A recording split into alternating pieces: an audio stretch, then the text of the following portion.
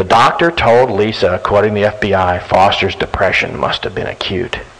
The doctor, here's what he told the FBI. I didn't think that Vince Foster was significantly depressed, nor had Foster given the impression he was in crisis. From what Foster told the doctor, Foster's condition sounded mild and situational.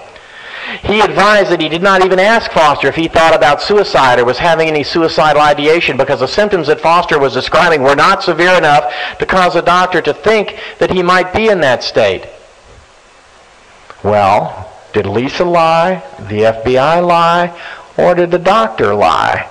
One of them ain't telling the truth, or just made a misstatement, or said something that was not operative.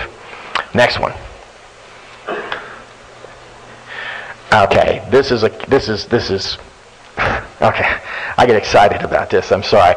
This is the handwritten FBI interview notes of the lead Park Police investigator at the body site. You remember one of the big issues we've been talking about tonight is that gosh darn gun was so hard to see. Remember the first cop said, well, it's probably there, but I couldn't see it. And of course you saw in the photo of the black gun, didn't look that hard to see to you, did it?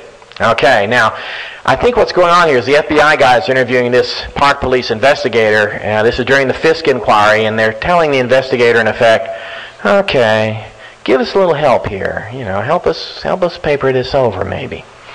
And this appears nowhere else in the whole record. We got this only because we sued under FOIA and were successful. This was never meant to see the light of day. For that matter, the 302s, the type reports, they're confidential. They typically do not become public.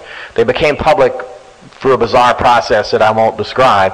And then we got the handwritten notes we did get by suing under FOIA. So, the gun. Why was the gun so hard to see? Help us out, Mr. Park Police investigator. He says, extensive vegetation, branch across the body. First time we've heard about this branch across the body. You didn't see that branch in that photo, did you? Next one. This is the bizarre, this is what Lee does, except this is the equivalent of a policeman trying to pull a Lee here. In his opinion, meaning the branch was severed by shot with branch falling over him. Here's what the investigator is trying to sell the FBI for why the gun is so hard to say. He says, well, Vince was sitting down, he put the gun in his mouth, he shot, blew out the back of his head. The bullet went flying out the back of the head. That's a bullet they'd never been able to find. It happened to sever a branch up here behind his head. The branch then hopped forward, landing across the center of his torso, obscuring the gun. Well, a little thin, we say. And the bureau guys, to their credit, said, we can't put this in the damn report. So they didn't. But that's the kind of stuff that's going on. They're making it up as they go. Okay, let's go to the next one. We're almost done on time here. Oh yeah, this is a great one. Remember the old road on the western border of the park that I said was a really great covert way to bring the body into the park? A nice lady, teenage girl actually, a daughter of a media executive, was at Fort Marcy Park. She lived in the subdivision right next door. She was cutting through the park. This is one day before Foster was found dead. It's about 3 p.m. She sees an unusual man, hot July afternoon, dressed in a suit in the park. And there was some concern, like, was it Vince? Was he checking out the suicide spot? But the description she gave was good enough to where it was clearly wasn't Vince. And as soon as she saw him, he looked away. Now here's what the FBI wrote up. This is the typed report after they did their interview notes with her. She saw this guy where? Northeast portion of Fort Marcy Park.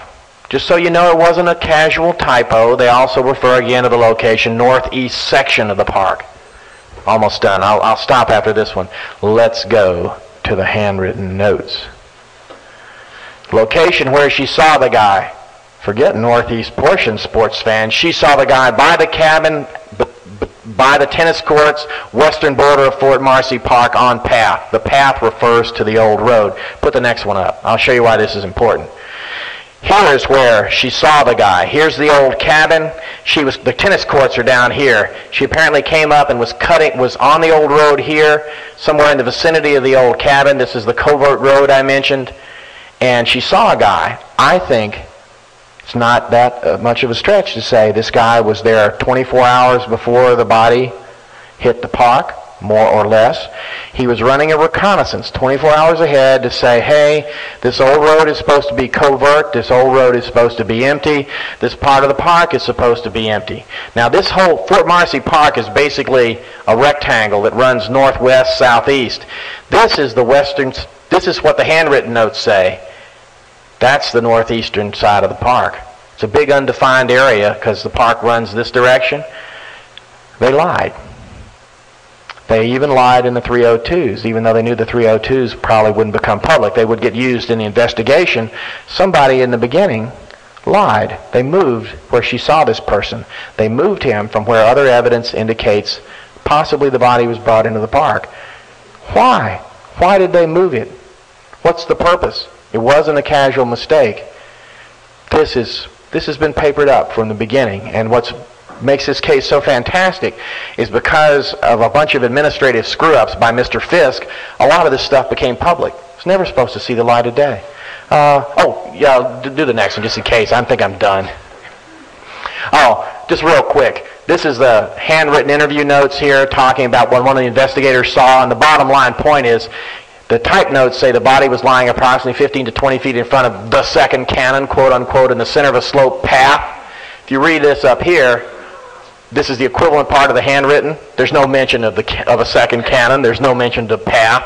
They wanted him to be found on the path by the second cannon. So the Bureau guys typed it in. She didn't tell them that. Anyway, I've got another 20 hours, but I'm done, and maybe we can take some questions.